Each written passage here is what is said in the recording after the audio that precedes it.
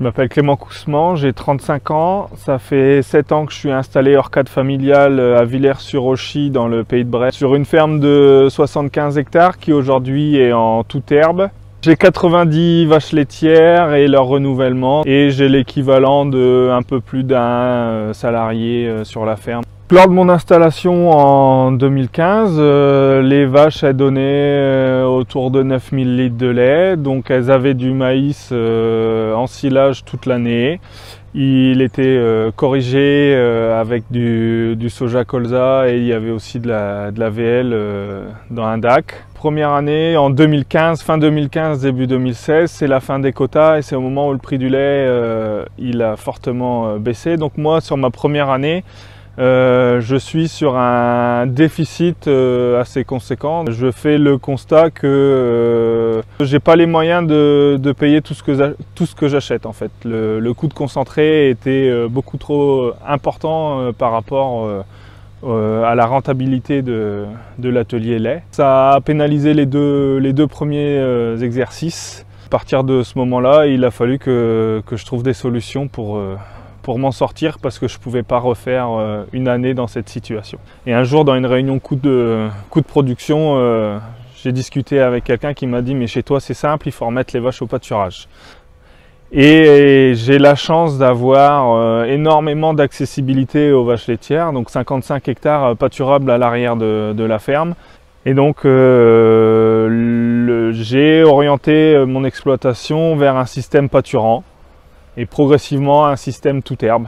Donc première étape, ressemer de l'herbe et surtout créer un chemin d'accès pour que les vaches puissent aller pâturer presque partout dans presque toutes les conditions. En pâturant au bon stade, on leur fournit un fourrage qui est non plus déficitaire en protéines comme le maïs en silage, mais on leur fournit un fourrage qui est le moins déséquilibré possible et une vache laitière à qui on ne demande plus de produire énormément de lait s'en accommode parfaitement. Un des leviers pour permettre d'augmenter la part d'herbe pâturée dans la ration des vaches, c'est de grouper les vélages juste avant une période de pousse de l'herbe. Donc moi j'ai fait le choix d'avoir 2/3 des vélages en sortie d'hiver et puis début de printemps et puis le reste à l'automne. Et j'ai fait le choix de faire des partenariats avec des céréaliers bio à proximité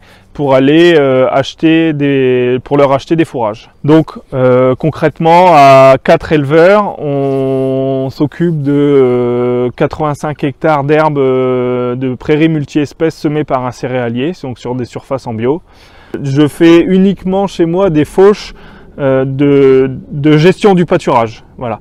Donc les fauches, elles n'ont pas pour but de faire du stock, elles ont pour but de permettre d'avoir une herbe à pâturer 3 semaines, 1 mois, voire plus après pour mes vaches.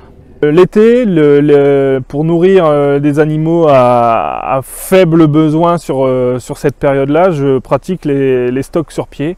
C'est-à-dire que des parcelles qui ont une première exploitation en début de printemps ne sont pas refauchées. Par contre, c'est les animaux qui vont le pâturer au fil avant.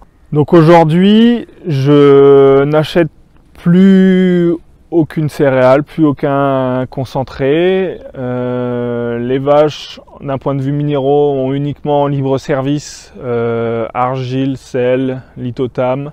J'ai retrouvé une rentabilité suffisante pour faire face à mes annuités importantes en tant que jeune installé. Il me reste encore quelques années à payer la ferme. La situation actuelle qui s'est améliorée nous a permis de nous poser d'autres questions et vers quoi on voulait faire évoluer notre exploitation. Et puis on va pouvoir s'attaquer à une autre dépendance après la dépendance protéique qui est celle de l'énergie.